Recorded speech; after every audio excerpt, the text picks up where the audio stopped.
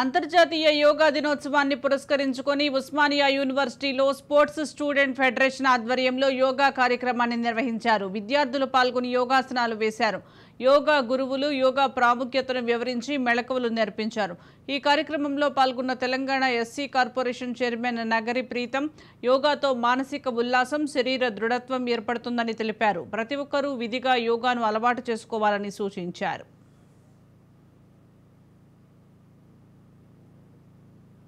8 to 9 hours of job, stress, family stress, బాధ్యతలు నెత్తిమీద పడిన తర్వాత ఎక్సర్సైజ్ కి టైం దొరకదు. దాని తర్వాత ఇక మెల్లమెల్లగా పొట్టలు బయట పడతాయి. దాని తర్వాత మెల్లమెల్లగా డయాబెటిక్ వస్తుంది. దాని తర్వాత షుగర్లు, బీపీలు, వీటన్నిటి అధిగమించడానికి నిజంగా కూడా ఈ రోజు మీ ఎనర్జీ చూస్తుంటే అనిపించింది మళ్ళొకసారి నా వయసుని రిటర్న్ తెచ్చుకోవాలని అంటే రోజు యోగా చేయాల్సి వస్తుందని అనిపించింది.